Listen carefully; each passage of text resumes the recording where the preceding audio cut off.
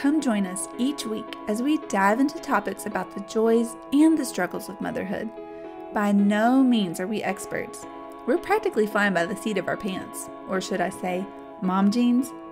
On this podcast, you will find a judgment-free zone where we discuss not only the best parts of being a mom, but the not-so-glamorous parts too. You can expect unfiltered, real mom talk, humor, grace, and a sense of sisterhood. What makes our podcast unique is that we understand there's no one-size-fits-all approach when it comes to being a mother. We're not going to pretend that we know everything too, because we definitely don't. We just want a place to share our stories with you. Thank you so much for tuning in to Mom Jeans, trying to fit into motherhood.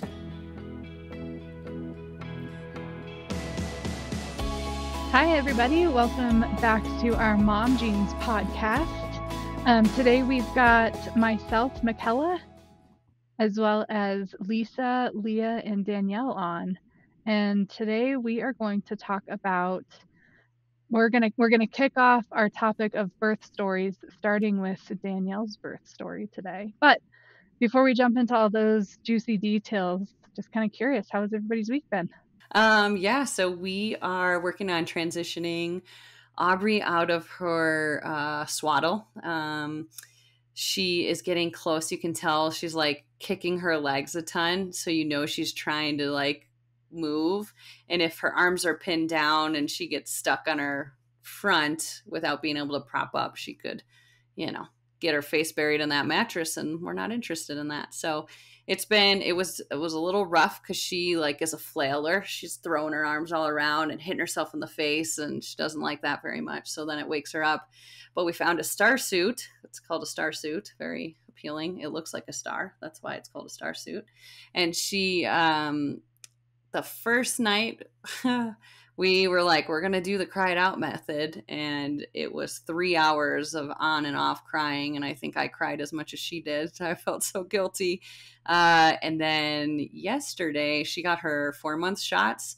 She slept like a champ. She did not wake up at all because I think those shots wore her out. And tonight she put herself to sleep in that star suit. So fingers crossed that we keep rolling that way. That would be awesome. And then we are battling potty training issues right now with Hannah, but I was telling Leah, it's amazing. The Montessori way is just really like teaching them to do things for themselves and trying to be patient with them and let them do these things. And they kept saying, you have to let her dress herself. You have to let her dress herself. And we were like, come on, Hannah, you have to do this yourself. No, mommy do it. No, daddy do it. And we were getting really frustrated, and we had that check-in with each other and said, you know what? She's 2 years old.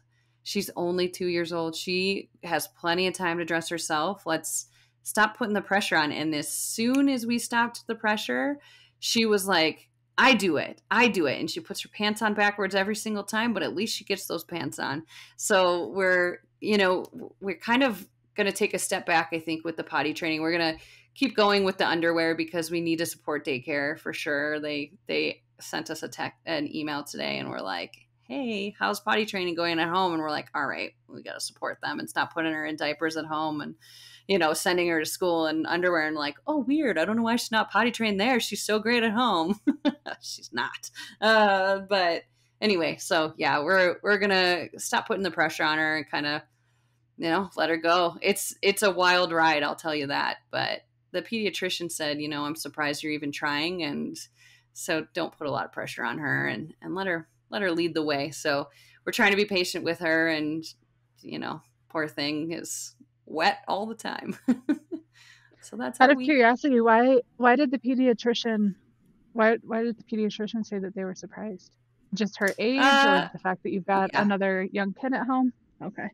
Age, it's typically like around, of course, like we can go into our grievances about pediatricians again, but this pediatrician said, 3 years old is like the prime spot. Our daycare started, it's just what they do. They, all the kids are at like a 3-year range, so they kind of like have to do it. And if they see like the older kids going on the potty, but they don't go on the potty, like it's weird. So they just try. So Hannah started at this school at 16 months. And so they were trying right away. And we were like, this is insane. This is never going to happen. Right. So Yeah. And she, like, you can tell, like they say, like the tells that they're ready to potty train, all of those are starting to happen. So I'm like, okay, this is positive, and I talked to my sister-in-law, who their daughter's 6 months older, and she's 100% potty trained, but they said it literally was like night and day. One day she just woke up and was like, all right, I'm ready to be potty trained now, and I'm going to do it.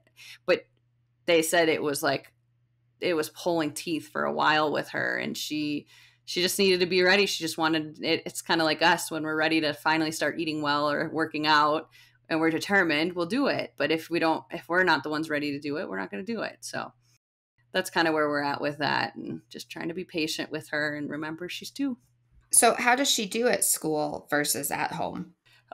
Before Aubrey was born, she was doing great. And we were warned, hey, she's going to definitely have a regression when Aubrey's born. It's going to happen.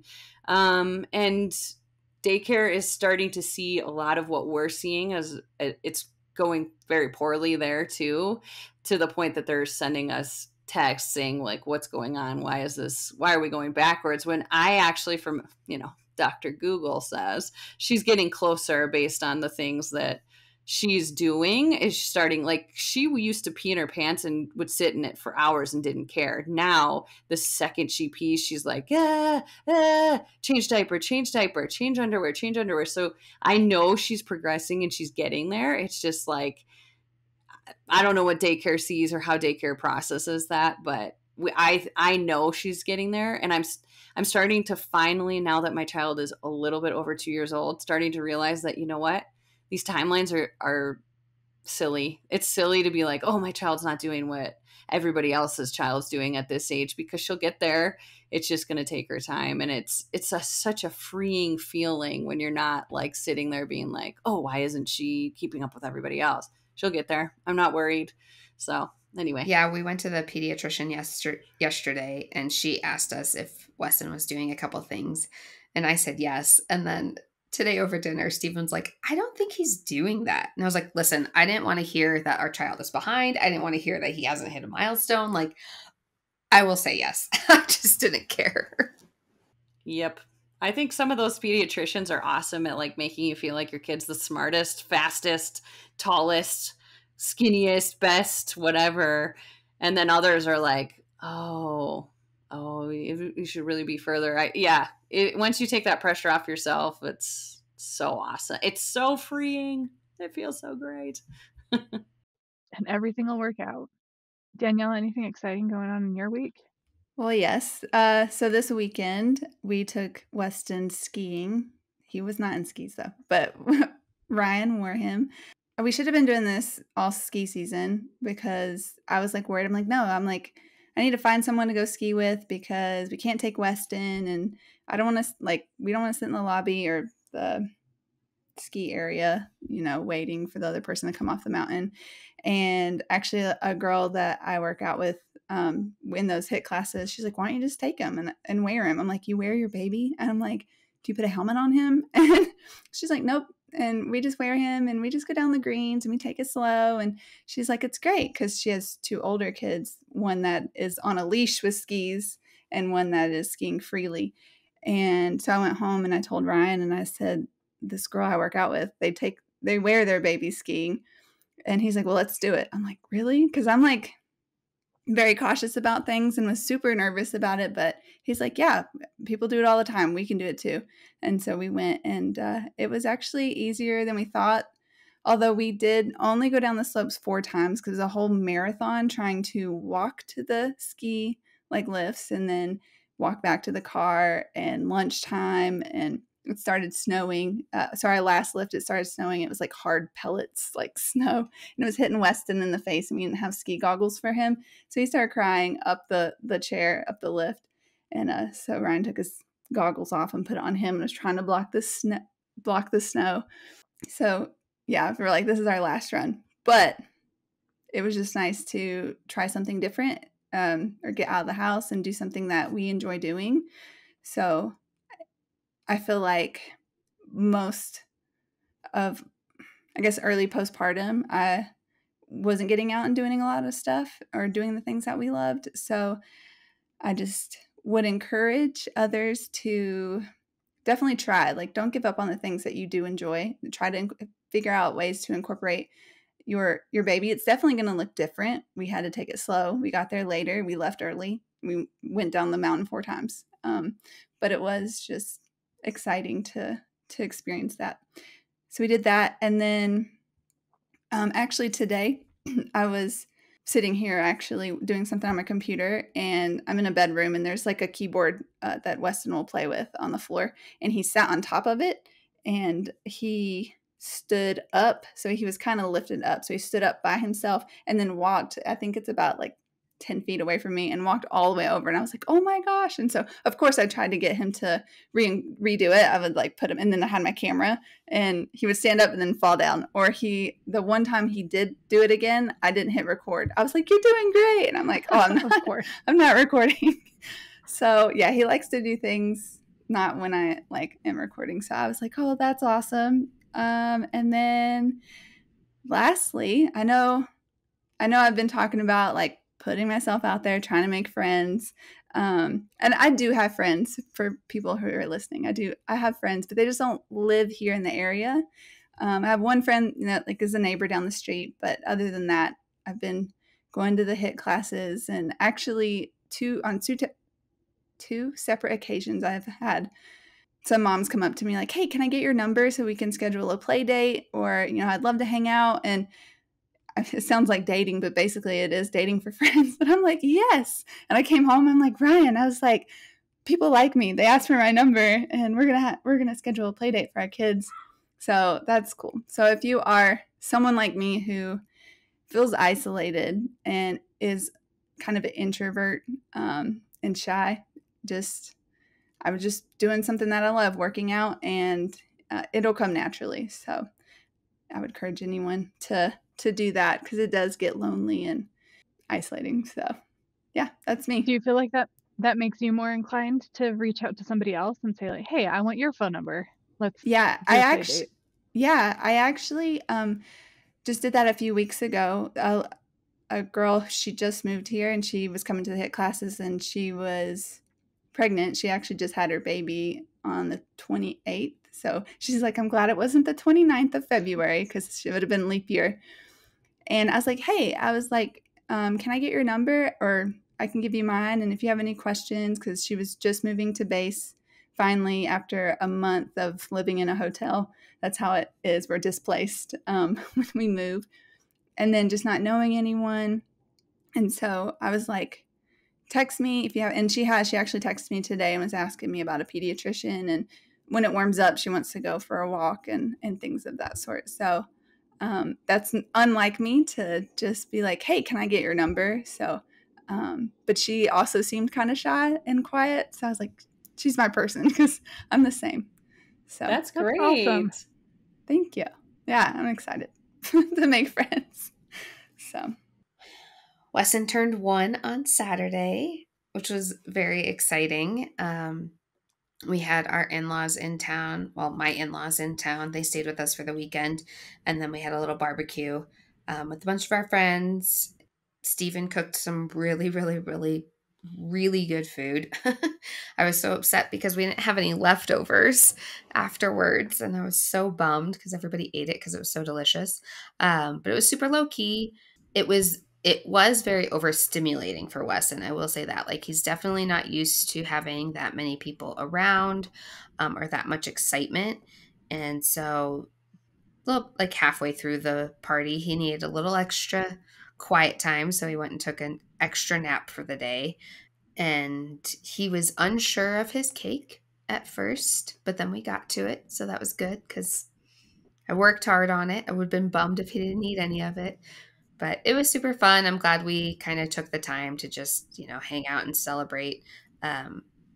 We got a lot of wine and booze, which was nice for Stephen and I. Obviously not for Wesson, because we had asked for no gifts because he doesn't need any more toys. We have so many things for him already. Like, 1, we don't have the space for any more toys. 2, he plays with toilet paper rolls and pots and pans. So like, toys weren't necessary. So we got a good amount of booze, which was awesome.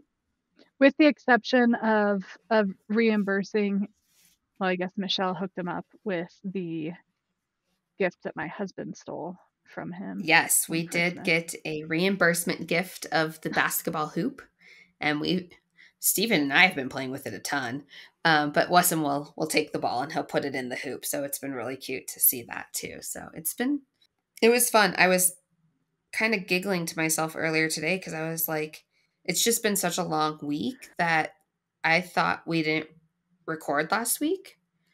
And I was like, gosh, it's been like 2 weeks since we've recorded. No, it's just been a really long week. So, but yeah, it was a fun weekend, and now I'm working on getting the house clean and in order for us to go on our trip this weekend, which will be nice. I will second the food being really good. Hannah it was so funny. She like picked up the brisket and just like taking full bites out of it, like crazy, and then taking the corn off the cob and just going to town on it. She loved the food. It was really good, and thank you for sharing his cake with her. She loved that. Yeah, too. Justin told me at one. It was a great. Justin great told me party. at one point that he looked over at Hannah and she had like barbecue sauce all over her face. Mm-hmm. So the theme was brisket, beer, That's and awesome. Wesson's first year. I love that. That's awesome. That's so cute. I'm sorry to have missed it, but I did also hear that the food was amazing. That's amazing. Where were you, Michaela? I know. Oh my gosh, where have I been?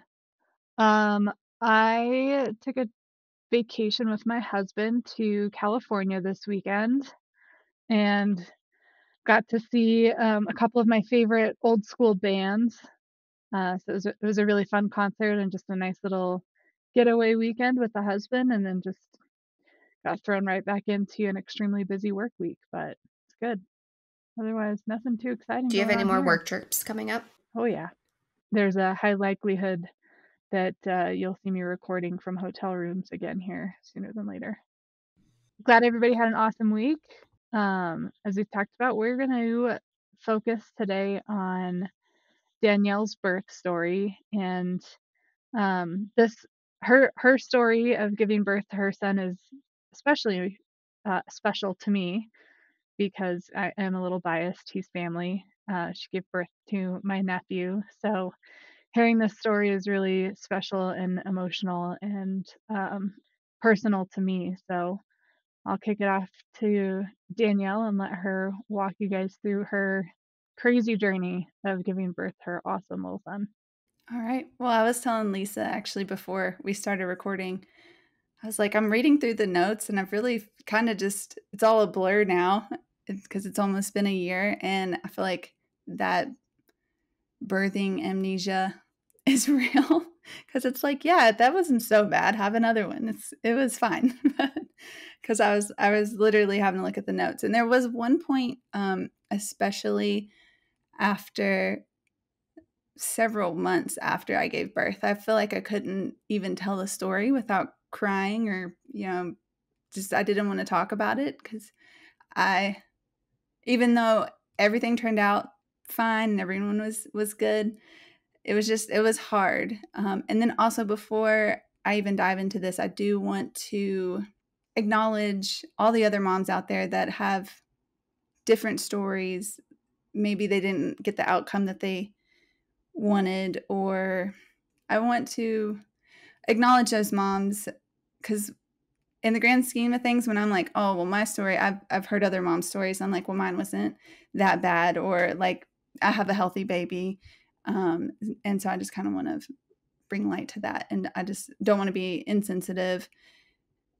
Okay. So last year I went into what I thought was labor. I started having contractions.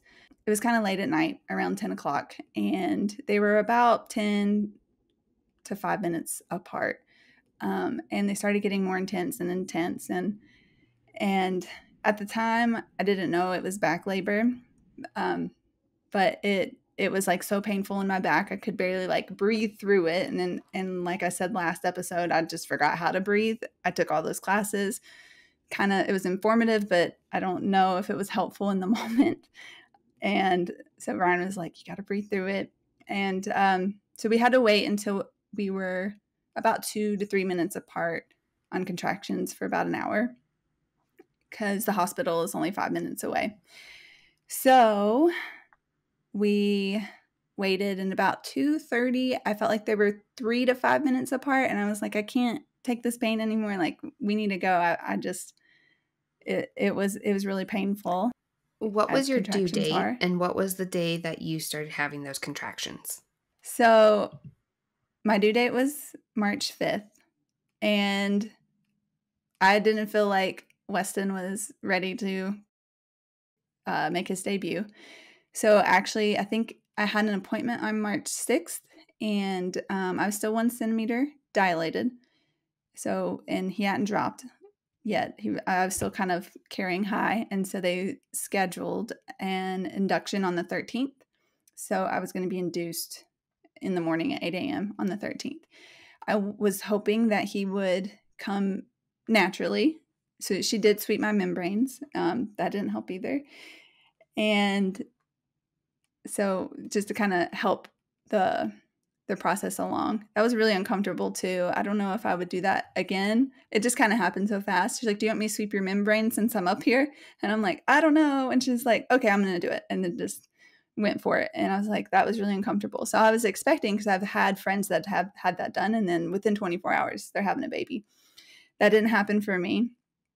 And so this was the 9th. We were March 9th. We were, I think Ryan re-enlisted into the Air Force that day. We went shopping, like we did all sorts of stuff. And then by the end of the day, so we'd been up all day, and I started having contractions at 10:30. So I haven't, so by 2:30, when we actually went to the hospital, I hadn't slept yet and won't sleep for another good, probably 20 some hours. So yeah, so we went to the hospital, we drove there, and so I went into triage to see if they were going to admit me into the hospital. And, you know, they put the Doppler on you so you can hear the heartbeat. And every time I'd have a contraction, you could hear like Weston's heartbeat slow down a little bit. And I was asked, it's just a nurse, I'm like, is that normal? And I don't remember what her answer was, but she probably didn't answer because she's not a doctor. And so I was still, I think, only 2 centimeters dilated at this point. So I haven't went very far. I was like, oh, they're probably not going to admit me. But my contractions, again, were about 5 minutes apart. So she went and called the doctor, and then they came back and they're like, okay, we're going to admit you. And looking back, I think it was probably because his heart rate was dropping during the contractions. But they went ahead and put me on fluids. And when they did that, it actually made my contractions further apart. So I went back to 10-minute contractions. So I was actually able to get a little bit of sleep, I think for a couple hours with that, with just the fluids. And so by the next morning when the nurse came in, the new nurse, she said, you're actually not in active labor. So we want to induce you. And I was like, I don't want to be induced. I would like to go naturally. So we're like, okay, well, we'll wait. But you're supposed to be induced on Monday. And this was Friday morning. And she's like, so there's really no point in like you going home and then coming back. And then looking back on it, I kind of wish maybe I did go home, but the contractions were pretty painful. So I'm like, okay, by 11 o'clock, they induced me, and they did it slowly with the Pitocin. So I'm like, don't give me the full thing. Let's just kind of ease into this, because you know, my expectation was when I wrote my birthing plan, like I wanted to try to do all natural. I didn't want medication if possible. I just wanted to hopefully go natural, and that didn't happen for me. So they went ahead and they had to come back, and they're like, okay, your contractions are still not strong enough. They're still not close enough. We're going to have to give you a full dose. Did you know about the Pitocin before? Or were you like Googling it while you were in the hospital? How did you know that you wanted to ease into it and not go full bore? I probably didn't do as much research until after, but I just heard from other people. So then this is just word of mouth, not by a doctor, not by anyone, but I have heard that when you're induced, it's a lot more painful than if you're not. induced. So that's what I've heard, that contractions can be more painful if, you're induced. Yeah, the science behind that is because your body doesn't get the opportunity to release the natural endorphins that come along with when your body goes into labor naturally.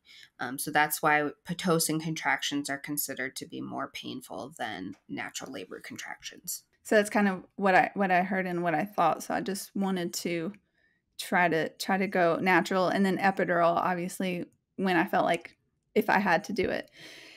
But all day I had been refusing like pain medication, because they can give you pain medication as well. And the one that was written on the board is fentanyl. And when you see that, like, I know that there's the drug fentanyl, like that doctors can give you, but then there's like fentanyl on the street that, that your drug dealer can give you. And I'm like, no, I don't want that.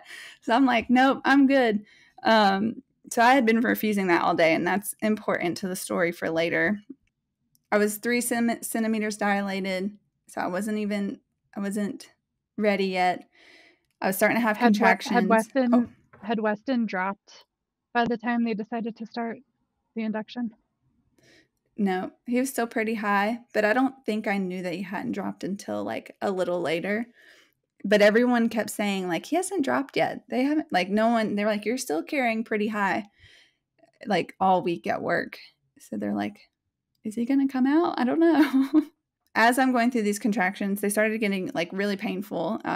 And I remember jamming to a playlist Michaela made me. She made me a baby push-in playlist. Still a lot of songs from Lisa's playlist. And then I added it, changed some stuff up that I thought you'd like, Danielle. So yeah, thanks for letting us recreate that, Lisa. That was awesome. So we were playing that on our speaker. We said that last week. Don't forget your speaker. I was singing No Scrubs. There's a video of me and I'm like singing to it. I'm like, thanks, Michaela. And then all of a sudden I'm like, oh, another contraction's coming. And then I got the phone off. But he was really helpful through all those contractions. Except when he would look at the monitor, he's like, oh, it looks like you're having another one. I'm like, I know. I can feel it coming on. You don't have to tell me. He's like, oh, sorry. I don't know what time it was by now. It was the afternoon. And eventually the pain got so bad. And I was having 1 to 2 minute contractions, like probably 1 minute. And I was like, okay, I can't do this anymore. Like, let's get an epidural. Because they kept asking, do you need an epidural? Do you need the anesthesiologist to come in? And I was like, no, I can do it. And I'm like, no, I can't do it. I'm like, send him in. And so when I finally made that decision, they were like, we're sorry. He was pulled into the OR because an emergency surgery. I think a woman had given birth, but her placenta didn't come out. So they had to go surgically remove that. And so that's where he was. And I just started bawling. And the nurse was like, you've been doing so great. And I was like, yeah, but I don't want to go through this pain anymore. It's rough. And it was so bad. I think it was about 2 hours, an hour to 2 hours later, he finally came in. And at that point, I was already 8 centimeters dilated. So I was actually surprised that they were going to give me an epidural. And so and I'm like scared of needles, but it wasn't that bad. And as soon as they gave me the epidural, like I felt immediate relief. I'm like, wow. But as soon as I felt that immediate relief, you could hear like Weston's heartbeat was gone. They couldn't find it. And I felt like I was going to pass out. So all of a sudden now they're flipping me around. I'm on my knees. They're moving me around. And then I don't know how long it took them. I was like, where's his heartbeat? What's going on? Like tell me. And when stuff like that happens, they just stop talking to you and they're just talking to each other. And it's like what could have been probably 10, 30 seconds felt like 5 minutes for me. I don't know. It wasn't that long, but that's how it felt. And they finally found a heartbeat, but it went from like the heartbeats on a Doppler is pretty fast, like da da da da da da. It went da da da da, like that slow. And I was like, oh my God, what? Like, is this my fault? I got like an epidural, and now his heart rate dropped. And all of a sudden, I felt this rush of energy. So first off, this anesthesiologist would do things, and I wouldn't know what was happening. You're going to find out. But I was like, I feel my heart is beating really, really fast. And he's like, yeah, I just hit you with hold on, let me tell you what it is. Atrophin. Yeah. So he hit me with atrophin, which is something to kind of like adrenaline, I guess, to get your heart rate back up, because I guess my blood pressure was dropping. So it was to help is it get my atrophin blood or pressure. atropine? Oh, atropine. Thank you. So he hit me with atropine, and that was to help get my blood pressure back up because had dropped. And so then the baby's heartbeat also dropped. And so as soon as they did that, his heart rate came back to normal and everything was fine. And so I'm like, okay, well, that was scary, but we made it through. And they're like, we're going to break your water, because my water hadn't broke. So they went ahead and broke it for me. And they were flipping me from side to side. And they were like just trying to get me ready, 10 centimeters dilated, ready to push. And the epidural helped a lot. I could feel contractions. It just felt like pressure if you've had one. And then I was like, wow, this is great. I should have got this sooner. And then finally the doctor came in and she had this like look on her face, like, just kind of disappointed. She said, the baby is -1, which I was like, I don't know what that means, but -1. So he hadn't dropped yet. And so she said, you're going to be pushing for 4 hours. And I'm afraid that what happened earlier is going to happen when you're pushing.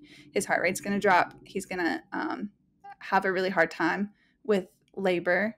And we're going to have to go to an emergency C-section if that's the case. I have a question. At this point, how many rounds of Pitocin had you had? Do you know? I don't. That's a good question. I don't know. I don't know. I just know they gave me like half of a dose and they gave me the rest. That's a good question. I could look at my charts, but at the time, yeah, no clue. So then she was like, I think that we need to do a C-section. And of course, at that moment, I was just like, that's not what I planned for. I don't want a C-section. I don't want to be cut open. But she's like, at this point, you need to be thinking of the health of the baby and the health of you. She's like, I know that you're going to be pushing at least 4 hours. And that who's to say that it's not going to end up in emergency C-section? If we plan it now, then, we can prep you. We can take our time. And she's like, I'll just give you 2 minutes. And of course, like Ryan and I just started, mainly me was crying, and he's like, it's okay, like calming me down. And, but I was like, yeah, whatever we can do to get Weston out healthy is what we're going to do. So they started prepping us for a C-section. And I was like, hey, you need to text our family. And he's like, we'll just text them after we're out of the C-section. I was like, no, you need to text them and tell them we're going into a C-section. Like, this is like a major surgery. Please tell somebody. And he's like, okay, well. And he texted his dad, and my dad never looks at his phone. And so by the time I was in a C-section and my parents came into the hospital, they didn't even know I was in surgery. So we got prepped. I got nervous. And when I get nervous, I shake. But then also when you're about to give birth, you shake too. I don't know if anyone talks about that. I didn't know that until after. But when they put me on the OR table, I was like shaking like a fish almost out of water. Like I couldn't control my arms. And I just thought, I was like, okay, I just need to take a couple breaths. I need to calm down. By the time I was thinking that, all of a sudden the room starts spinning. I'm like, something's wrong. I was like, I feel high. Like the room is spinning. I feel like I'm going to pass out. And then the anesthesiologist, I'm having a hard time with that, said, oh yeah, I hit you with Demerol, which is a narcotic. And I was like, what? And he's like, yeah, I hit you with Demerol because we couldn't get an accurate blood pressure because you kept shaking so much. And I was like, you didn't tell me. I was like, couldn't I? And I was talking really slow at this point because literally it just felt like, think about the drunkest you've ever been instantly, like clear-headed.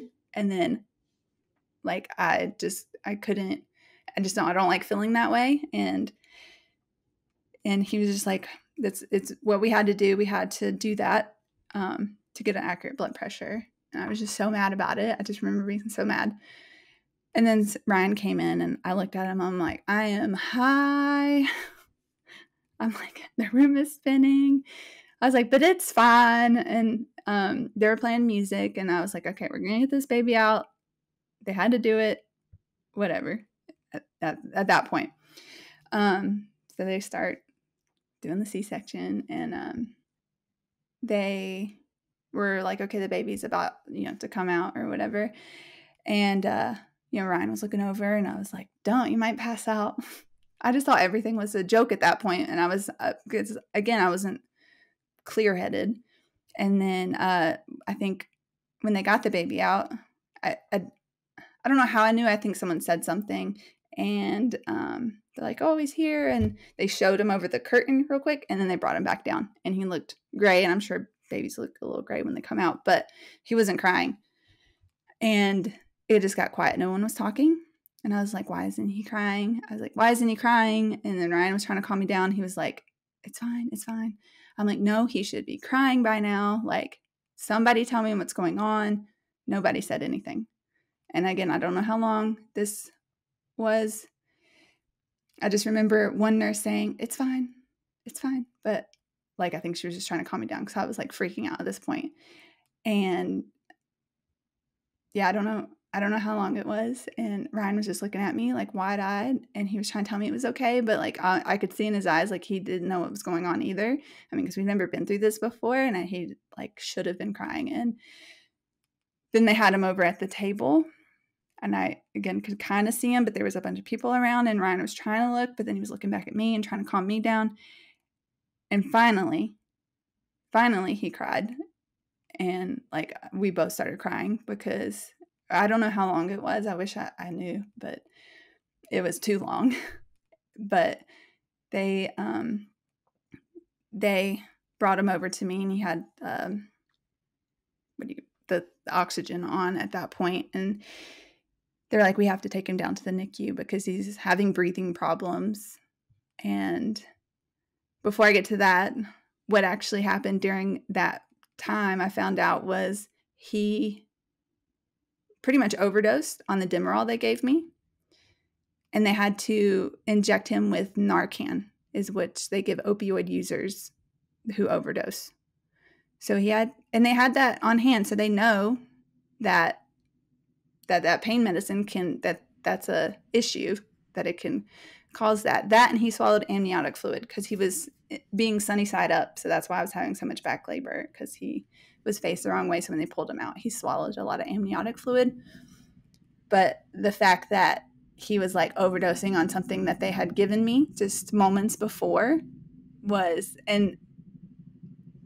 crazy. And something that you didn't want. Right. I was like, no to fentanyl all day. When did you find that out? When did you find out that they Narcaned him?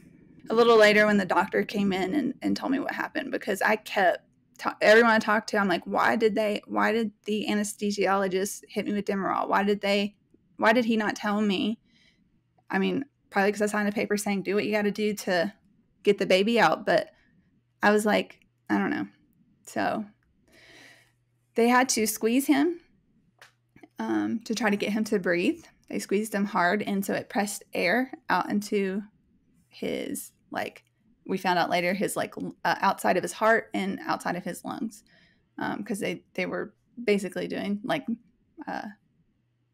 compressions to try to get his heart starting to get him to breathe. So that was really hard. And then the hardest part too, well, I think for Ryan, I told him, I was like, you have to go with him to the NICU. You have to follow him. He can't spend his first moments alone with strangers. And he looked so confused, because he didn't want to leave his wife on the table all cut open, and he didn't want his son to be alone. And I was like, I don't care. Like, you have to go be with him because I can't. And so he went, and some strange nurse, she wasn't strange, some stranger held my hand for the rest of the time. And I kept like falling asleep, and I'm like, I don't want to fall asleep, because I thought I was gonna like die on the table. I don't know why. That's just my thought. I hadn't slept for hours, and I just, yeah. totally So valid with everything you'd been through to totally be terrified of what was going to happen to you. yeah, Ugh, yeah. that's awful. But It probably felt a little bit comforting having that nurse there. yeah, she did. She held my But hand I and she's mean, like, "You're doing great." oh, Yeah. So Ryan went with Weston, and they had him on his stomach, and he was having a hard time breathing. Like, you could tell he was having a hard time. And so we weren't out of the water yet. We didn't know how long he was going to be there. And so they finished up, and you have to be in recovery for an hour before you can even go back to your room. And Ryan did come back. And that's when I was asking my questions. But again, I was still so drugged up. I was just like, why? Why did they? And they were trying to tell me. And then the funny thing is, the nurse is like, "Do you have any other questions?" I'm like, "Yeah." I was like, "I'm a PE teacher and I really like to work out." I was like, "When can I start working out again?" This was get in my out. I really didn't care. Like, no, I knew I wasn't going to work out for like weeks and weeks, like at least 8 weeks before I even start doing, I don't know, a little bit of anything. But no, I asked that because, again, I was like out of my mind, and I don't like being that way either. And so Ryan went back, and they finally rolled me back to the room. And again, no baby. Haven't seen him yet. I saw him for like a couple seconds. Oh, and actually, before we get there, so when Ryan left to go down to the NICU, because this is where Michaela comes in to the story, he saw his mom. His mom knew right away that something was wrong. And I think I'll let you tell the part, Michaela, but you were on the phone with Carrie, right? I was, yeah. I was driving across town actually to go to my stepsister's birthday party, and hadn't heard any updates in a while. So I was like, I knew that Brian's parents were at the hospital and they had been there all day playing cards and hanging out. So I thought, you know what, I'm just gonna give them a call and check in and see what's going on. So I did. I was on the phone with Carrie, our mother-in-law, and she was, happy and perky and, feeling good about things and just explaining what they were doing, just that they were waiting. And while we were on the phone, Ryan came out to see them, and the tone in Carrie's voice, who, like I said, is always a very happy person, immediately changed. And she said, "Oh my gosh, Ryan's coming out here." And I'm driving and I'm like, "Oh, that doesn't sound good. What's going on?" She goes, I don't know, but his face isn't good. I know my son. This isn't a good look. I'll call you back. And then she just, she just hung up. And I wasn't with my husband at the time. This is his family. This is his brother and his nephew that's being born. And Carrie called me back a couple minutes later and kind of filled me in on everything and said, Danielle had to have an emergency C-section. This wasn't just, she had pushed for a long time and it wasn't happening, that there were some issues, some complications that led to the need for a C-section, and that Weston was born, but that there were some other issues that they were dealing with. And he wasn't crying. He's in the NICU, blah, blah, blah. She's explaining all this to me, and you can just hear the tone in her voice of just, how do I support my son in this? And how do I support my daughter-in-law in this? And Ryan can be a very stoic person. He's in my experience, he's either really upbeat and happy or he's really stoic. So to hear his mom talk about seeing fear and sadness in his eyes, that hit me really hard. So and then of course I got to the birthday party, which is where my husband was, and I had to pull him into the backyard and give him this news and let him know what was going on. So I mean, yeah, and we weren't there. We were across the country in a different state, and so to just kind of hear the secondhand and not be there to support you guys and not be there and know that we couldn't have done anything, but it was hard. That was kind of my side of things, and nothing nothing like you went through, Danielle, but it was really hard to hear and to just have to sit there and wait and wonder like what's happening with our family. But I remember texting you, Michaela, and we were texting asking for updates of what was going on. And you told us about the call with Carrie and that you hadn't heard again. I don't know how long it had been. in between those calls, but we were like, oh my gosh, what's happening? And Danielle, I'd met you at the bachelorette party, but other than that, like, we talked to you a bunch, but we were like, what's happening? Oh my gosh, what's wrong with, the situation? What's going on? And we are like, come on, Michaela, get more information for us. I was actually What's just able to happening? pull up the text message that you sent all of us about it. It's really long. I mean, Wow, that's impressive. Said we got a cute text from Danielle saying she was able to start pushing. And then 2 hours later, we were told she went in for a C-section. When Weston came out, he was struggling to breathe, so they sent him to the NICU. So, and a couple other things. But then there's little pictures of you guys too. So sweet. So we were all cheering you on from afar, Danielle. Yep. You had a whole team rallying you on back here that you didn't even know about. That's amazing. And your sister, Lexi, and Matt, her husband, I know that they said a prayer for us, and that meant a lot too. I found, I think you told us that. Yep. So when I pulled Bryce aside to tell him, it was at a family event, and my sister was wondering what was going on. So her and her husband came out. I filled them in, and the four of us, there in the backyard in the middle of this birthday party, said a quick prayer for you guys. So yeah, it was a full family affair across state lines. And to be clear, I never actually pushed once. I know, like, there was talk that I pushed, but I was about to push, and they're like, no, we're not. We're just going to go to a C-section. Yeah, and then the thing is, it's funny because perspective, right? My mom and dad had, I think, just walked in, and my sister just walked into the hospital when Ryan had walked out, and my mom was like, I know Ryan had a lot going on, but we weren't filled in. We didn't know what was going on. She's like, I just remember, I just bowed my head and I prayed. But just recently over Thanksgiving break, I actually talked to Carrie, and she was telling me about the conversation that Ryan was having with her.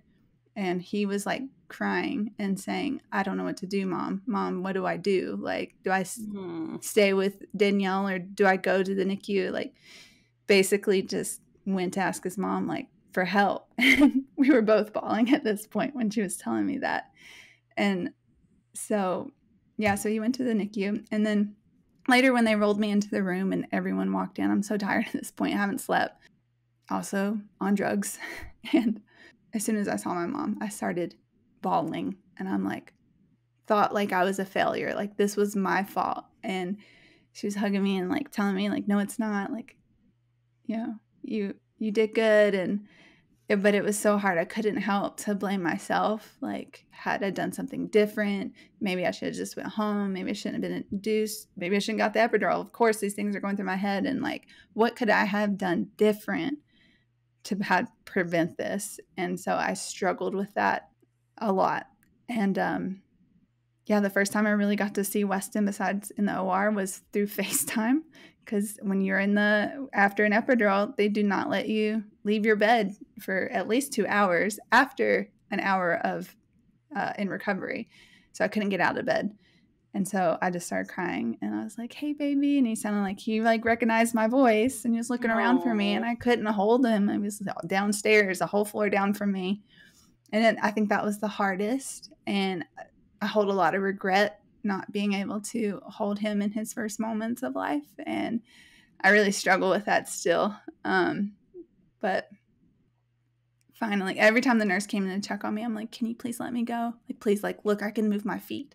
She's like, yeah, you could move your feet, but if you try to stand, you're going to fall down. Like, every time. And finally, she let me go probably 15 minutes earlier than I was supposed to. She's like, don't tell anyone. She's like, it's against my judgment, but she let me get in a wheelchair and they got to wheel me down with my pee bag. It's the worst. Wheel me downstairs. The best part about a C-section.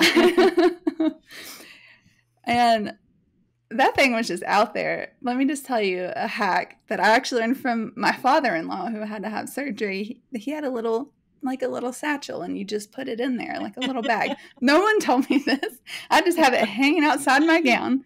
It's great. But so I finally got to go. But they said that I couldn't hold him. They said maybe tomorrow. And it was really sad to see him. They couldn't find a vein, and they poked this poor boy everywhere trying to find a vein, and he had the IV on the top of his head. He was hooked up to a bunch of wires, like his heart rate monitor and all the things. And we asked, how long will he be there? And it's like, it depends. We've seen this before. It's either going to be, could be a couple days, could be several weeks. And so we had no answers. When they came in and they said, okay, let's just do the C-section now, were you like, okay, yeah, let's do it? Or were you like, did you fight it a little? Like, how did that go?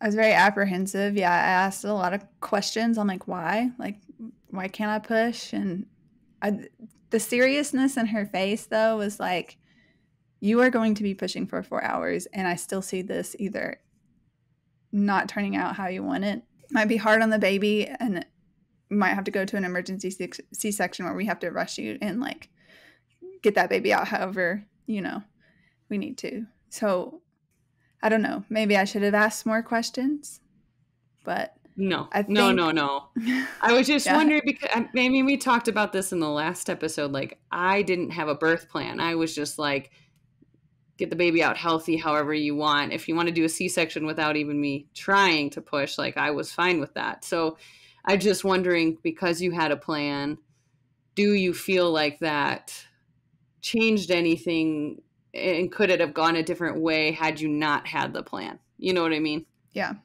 I don't know. I guess I just expected it to be one way, and I knew that it could change, and however, but I guess I didn't believe that would happen. I thought I had a really healthy pregnancy all the way up, and so I just didn't think that I would be going into a C-section, or also just, didn't want to be induced. But I think it was because they were watching that, they can see the heart rate monitor wherever they're at. They have my heart rate and his, and she just said during my contractions, they were like dropping significantly to the point where they were afraid it was going to be too much on Weston if I was pushing like just too hard on him. Mm-hmm. I was really nervous about it. But so Danielle, just a question. So you said that his heart rate was dropping during the contractions, and then was his heart rate recovering after the contractions? Yeah, except the one time that they gave me the epidural, it dropped and it wasn't coming back up until they gave me atropine. I was going to tell you what Weston had. I thought I had it written down. It was like a big, maybe I didn't put it in here. You did. A pneumothorax and a pneumomediastinum. So when they pressed, when they were giving him compressions, it sent air into his lungs and outside of his heart. And Michaela's going to tell us the terminology for that. The medical terms were a pneumothorax and a pneumomediastinum. So yeah, air in the thorax and air in the mediastinum area. So that was Friday, and I didn't get to hold him until the next day. So he was born at 6 p.m. on the 10th, and I wasn't able to hold him until the 11th, about lunchtime. I was also having to pump, and I was actually, the nurses were impressed about how much colostrum I was getting out. I'm like, I don't know, like it was not I was like, it's in this little tube. And they were like, that's great. I'm like, it's like this much. But yeah, I was pumping, and that hurt. And I didn't know what I was doing. No one told me how to do the settings on the pump, the hospital pump, because I didn't have mine there with me. And so we had to supplement with a bottle. So then that leads into breastfeeding, which will be a whole other topic. And I felt like it was difficult for me from the get-go because I didn't get the golden hour. I didn't get to hold the baby forever.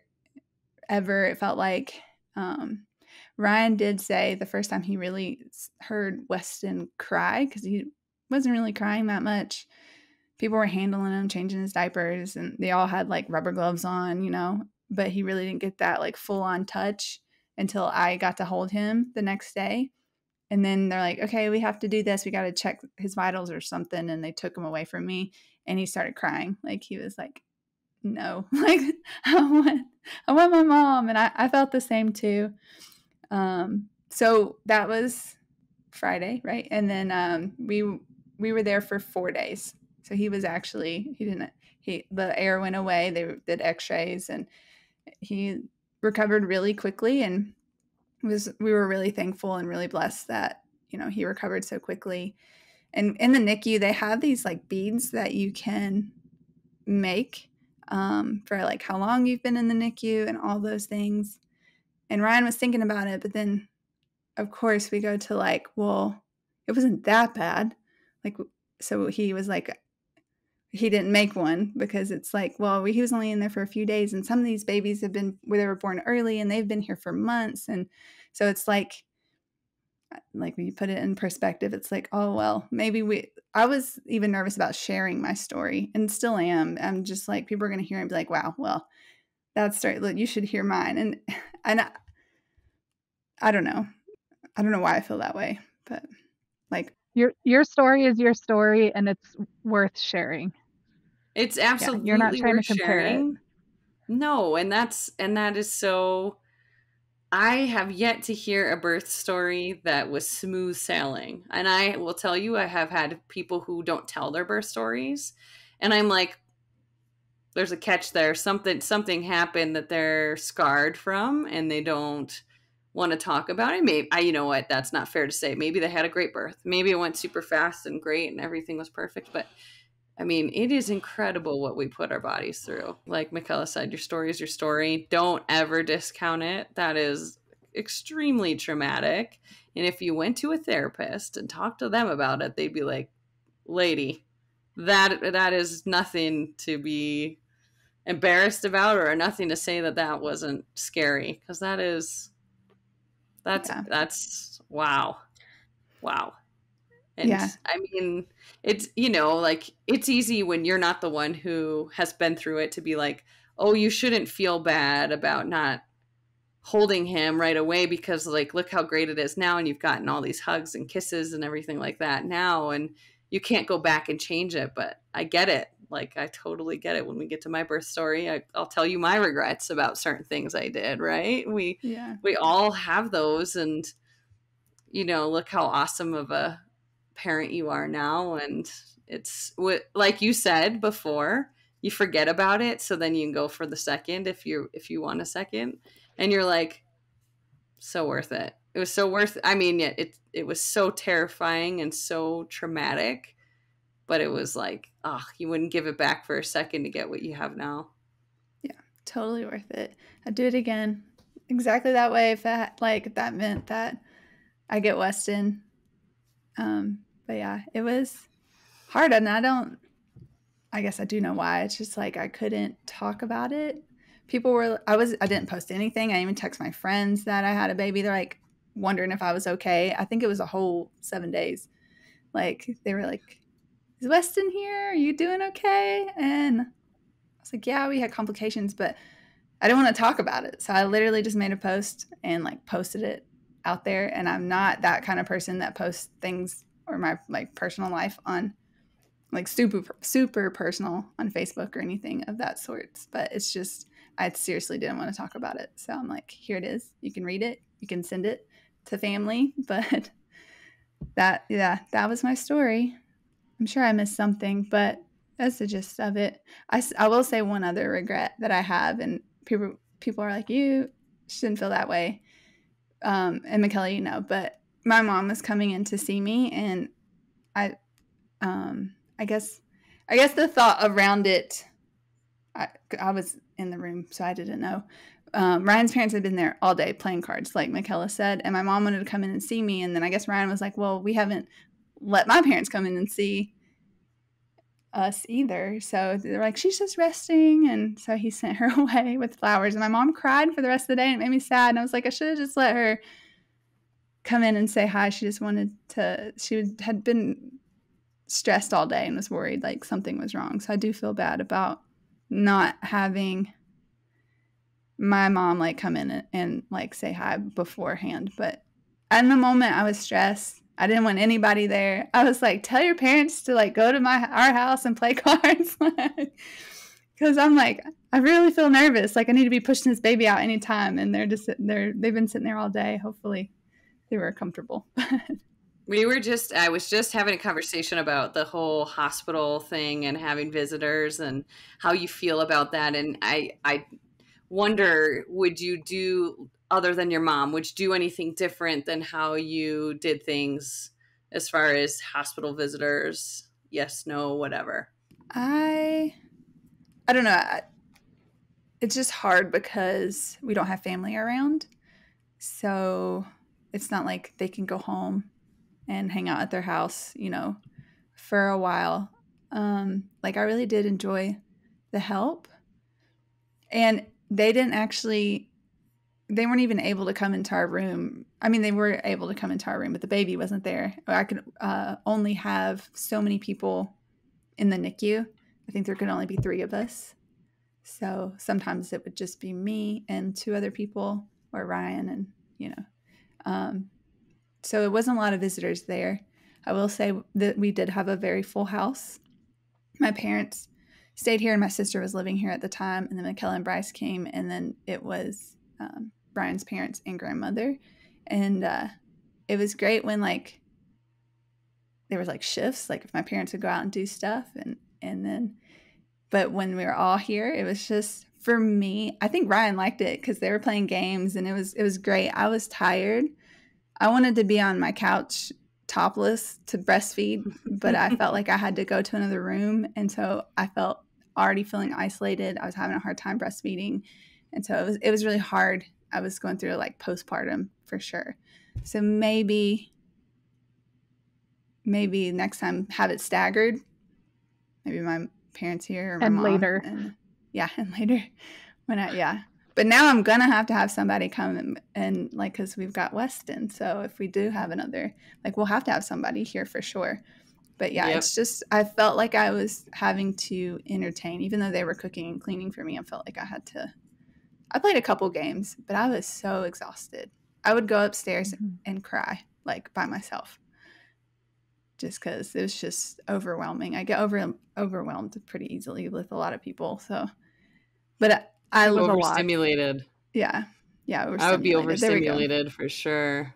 Yeah. Well, and then of course all of us are constantly, how are you doing? Are you okay? Can we get you anything? Do you need anything? And we're all trying to be helpful, but at the end of the day, it's like, what would be helpful is if you just stop talking to me. But of course nobody's going to say that, right? No. Although had you said that, we would have totally understood. Yeah. I think the other thing I really regret was like I felt the need when Weston woke up and after he breastfed that I needed to pass the baby off because they were there visiting. So Weston got passed around, which is fine. But then also I'm like, but I want to hold him. But now he's like, oh, he's hungry. Here he is. And so I really had a hard time, I think, with that. And so maybe that's why my breastfeeding journey was a little rough, had a rough start. But when everyone left, it was quiet. I'm like, luckily, Bryce and Michaela, I think it was, did you help make breakfast burritos? We did. We made a ton of breakfast burritos right before we left. That was the best. So we were heating this up. The Bryce specialty. Yes, that was amazing. And they were in the freezer, and that was our breakfast every morning for however many weeks it lasted. But that was amazing. That's definitely something I would suggest to people, is to take meals when people offer frozen meals or to cater in food for you, order you Uber Eats or something. Do it. It's amazing to take that. Danielle, what was it like for you and for Ryan when they told you that Weston was going to be getting out of the NICU?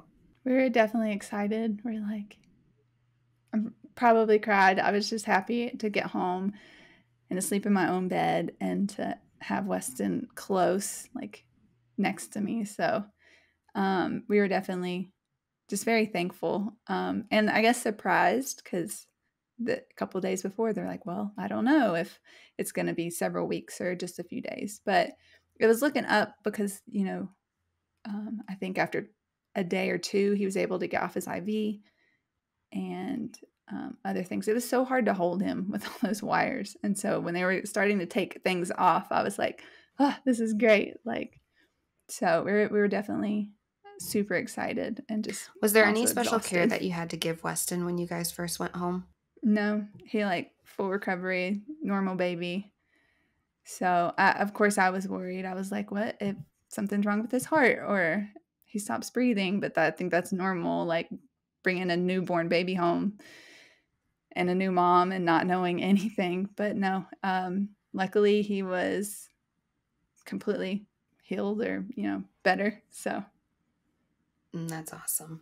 I mean, I'm so sorry that that's what you guys had to go through to get him here, but I'm glad that he had a quick recovery and you guys were reunited as a family so shortly after.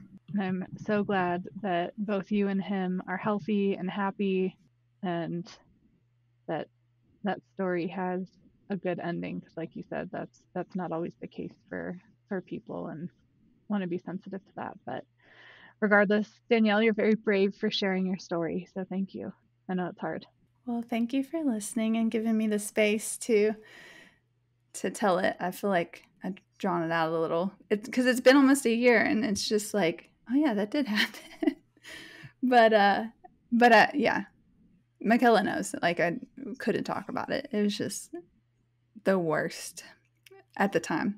I don't think that I knew the full story or like all of the details until you posted that post, which, like you said, was a couple weeks later or whatever. And I read that and I was like, wow, I knew some of that stuff happened, but that was really intense.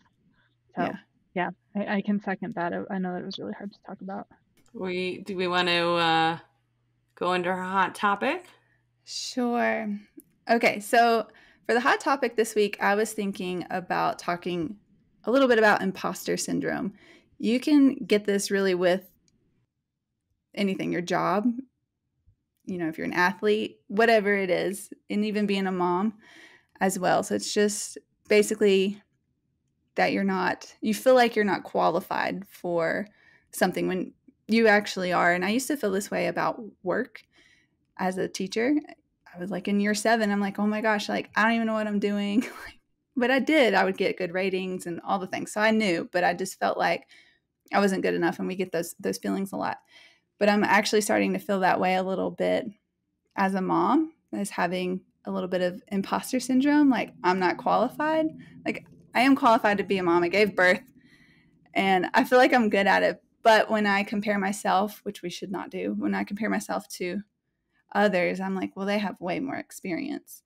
And I was wondering if you felt this way, like if y'all felt this way also, because this week, actually, I went to dinner with a friend. It was her birthday, and she had other friends there, and I knew most of them. And she was like, Danielle, she has this podcast with these other moms, and it's really good, and you should listen to it. And then, of course, like, I don't want the attention on me. And I'm like, oh yeah, it's just something that I do. It's fun. And I just kind of like pushed it off. Like, I don't want to talk about it, which I should be, because I am really proud that we're doing this and that we're having that we have this space. But me just kind of going into my shell, I'm like, I don't want to talk about it with like all these people at the table. They're probably thinking, oh, wow. And so she was like, no, you should definitely tell people about it and have them listen, because it's good. And she was like telling everyone what it was. And some girls did look it up and like downloaded it. But I guess my thought was, the reason I felt this way is because, like, the mom sitting next to me, she has 3 teenage boys. The other mom sitting over here I just met, she has 3 kids under 4 and is a stay-at-home mom and is thinking about homeschooling. And then, there was other 2 women that have kids like college age. I'm like, so why would they want to listen to me when I've just been a mom for just a little, like almost a year? And I get frustrated at myself. I'm like, I'm just as qualified. I've been through things. Just because I don't have as much as experience, but I should be proud of what we're doing and like telling everybody, like, listen to my podcast. And so I just wonder, am I the only one that feels that way, or do you feel that way too? I get imposter syndrome really, really bad in pretty much every aspect of my life.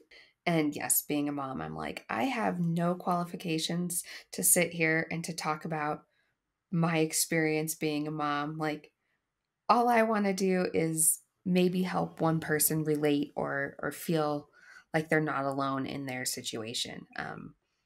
Because I don't know that I have the skill set or expertise or any of that. I feel like I don't know anything and I'm just learning as I go. And so even like when Stephen will say like, you're a good mom, I'm like, ugh, like, I don't know. Am I? Like, why would you say that? What have I done to be a good mom? So yeah, you are not alone in that, Danielle. And I think it's pretty normal. Especially because like I had a friend tell me one time that, and it stuck with me. It was so impactful. But she said that, so her daughter's 13 now, but she said that as she was raising her daughter and they would have their struggles, she would be like, listen, this is the first time I've been a mom to a 10-year-old. And this is the first time you've been a 10-year-old. So we're figuring this out together. And I just love that so much because sometimes I'll look at Wes and I'm like, this is the first time I'm a mom to a 1-year-old. And this is the first time you've been a 1-year-old. And we're both experiencing a lot right now. And we're trying this together. So I thought that was like just such a graceful way of looking at motherhood. I've tried to remember that through a lot of different situations. But no, I definitely don't feel qualified to talk about anything. And to anyone listening, I just want people to know that they're not alone. And hopefully we can just be your friends that you listen to on Spotify and be like, oh yeah, I've gone through that too. Or yeah, I share that perspective.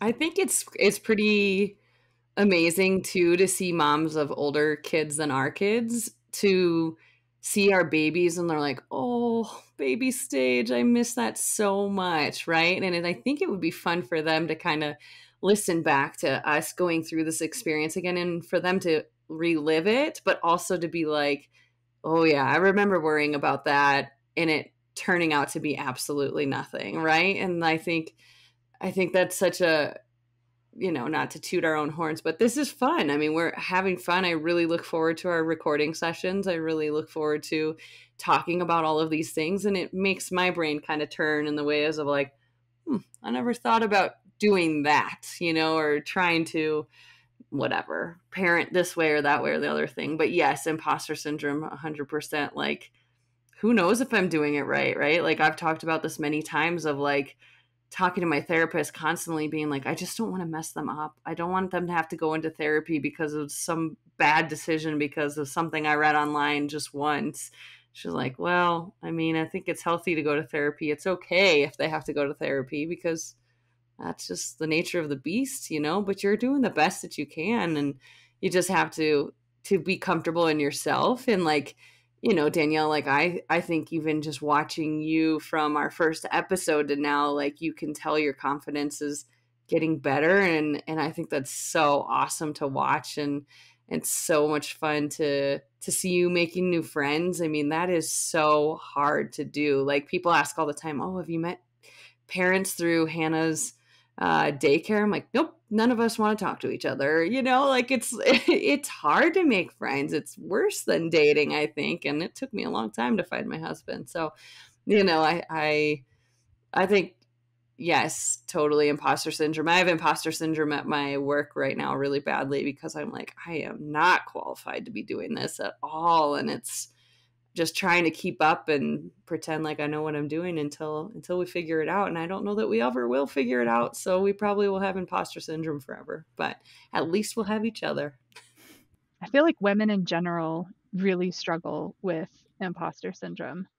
So you add being a mom on top of that and being responsible for another human's life. And obviously I don't have a child. I'm not a mom, but I see enough of comparison with just women and how to be the right type of woman that you add the complexity of raising a human, and if you don't do that to the standards of somebody else, that is just one more huge reason for women to compare each other and to hate on each other. And that continues to foster that idea of this imposter syndrome of like, oh well, somebody else is doing that, they seem to be doing it easier or better, I must not be doing it right, I must not be qualified.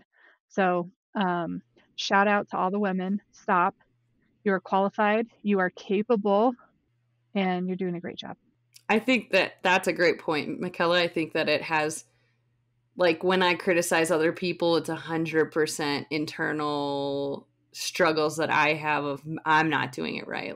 Right. Like, and I'm not trying to call you out, Leah, at all by any means. And so this is, I'm sorry if it comes off that way, and we can totally cut this part. But like, when you're like, yeah, we didn't let Wes cry it out for more than 9 minutes. I was like, I let Aubrey go for 3 hours. Like, neglect, come arrest me. I'm the worst parent ever. Right. Like, I'm that's so how sorry. I took it. But at the same time, it's like, no. And that's what I'm trying to say is like, whatever, right? Like, in the grand scheme of things, it's not like Aubrey's going to come to me when she's 15 and be like, you let me cry for 3 hours when I was 4 months old, like, that's not going to happen. But we as women do that to ourselves. Cause like, I'll say things to Brandon all the time and he'll be like, it's not that big of a deal. It's not that big of a deal. I'm like, it's a big deal to me. It's a big deal to me. Right. Like, we just want to be perfect and we want to raise the perfect child that does not exist except for me. I was just the perfect child, obviously.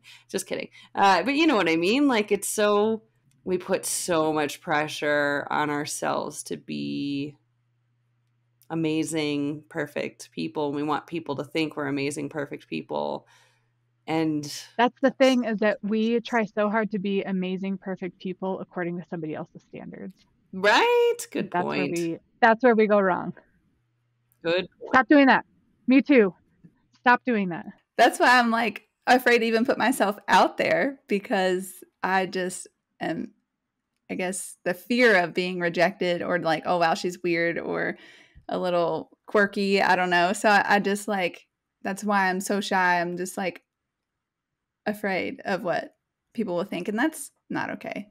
The most ridiculous thing, though, is that we all do it. Like, it's actually normal to be weird, and it's normal to be awkward, and it's normal to have these reservations and these fears. And every single one of us does it, but we still see it as a problem. So I will tell you, good to talk about it. It's gotten so much better for me being a mom, being a parent. That has gone away a lot more, like I care less about what other people think about me because I'm like, at least my kids like me. Well, yeah, because I feed them, like, right. But like, it's really nice to get into that space of feeling comfortable in your own skin at points and living in the moment, because that is not something I've ever done before.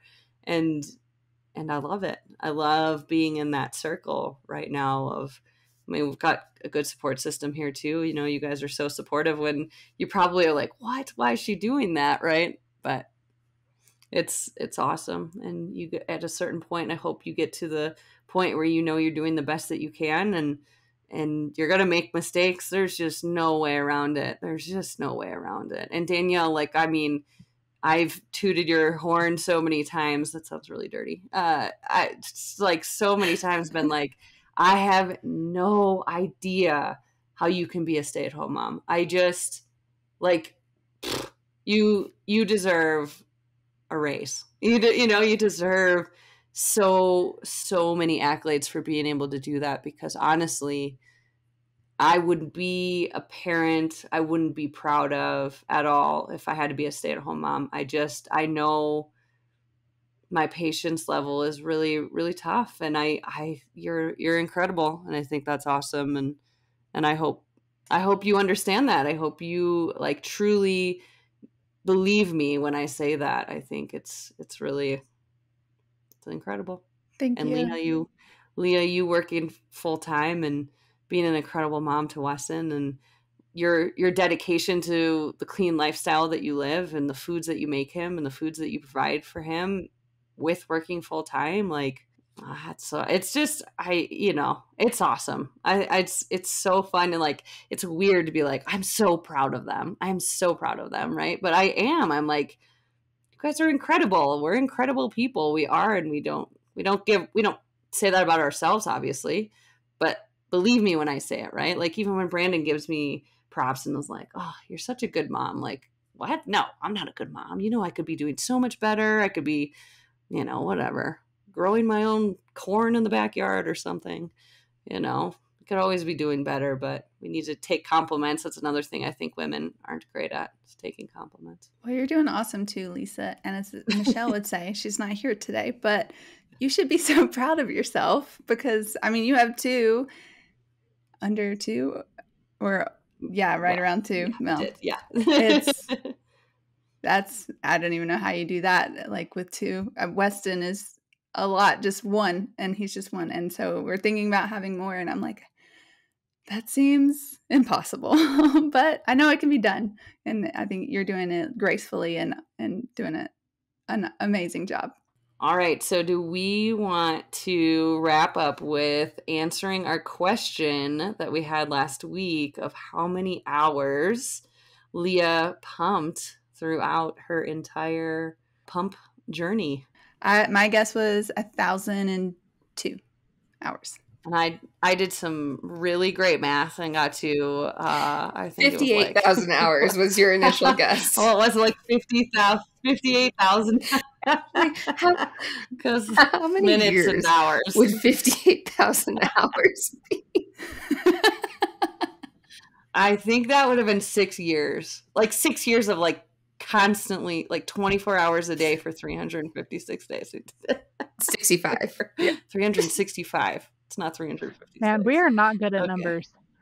Yeah. I usually am decent at numbers, but yeah, I was not right. I finally then realized I was calculating minutes and not hours. So hours, I got to 993, I believe. 973 was your hours guess. Okay. Yeah. Based off their guesses, I'm just going to go, gosh, do I want to do Price is Right rules here? Yeah, right. Or somewhere in between. I'm going to go somewhere in between. My favorite number is 9, so I'm going to go 999. We've got 973, 999, and 1,002, and 58,000. But the actual winner is going to be 892 hours spent pumping over the last year. I should have done Price is Right rules. That's bananas to think about. 892 hours. Okay, so let's quickly do the math. 892 divided by 24. It's 37 days. That's a lot. That's a lot. That's a lot of pumping. Over a month.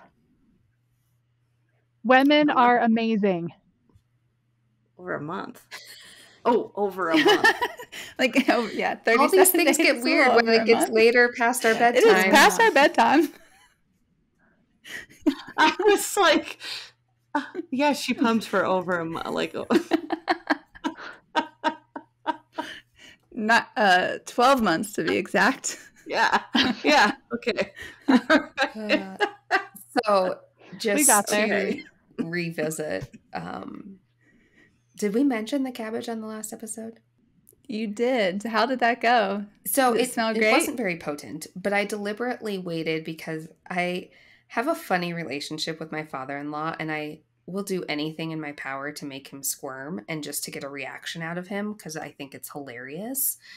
And so they were here and going to the grocery store, and I overheard them talking in the hallway. They're like, okay, we're going to go to the grocery store. And I popped out and I was like, hey, can you get me some cabbage?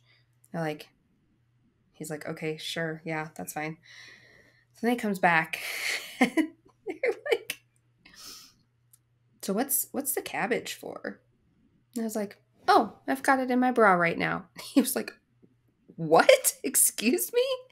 And then we went down this deep dive through the internet of, while we're at dinner, my father-in-law Googling cabbage to dry up for breastfeeding. So he learned something new. And I just, over the course of the weekend, would be like, yeah, I've got cabbage on, just to get that little squirm out of him.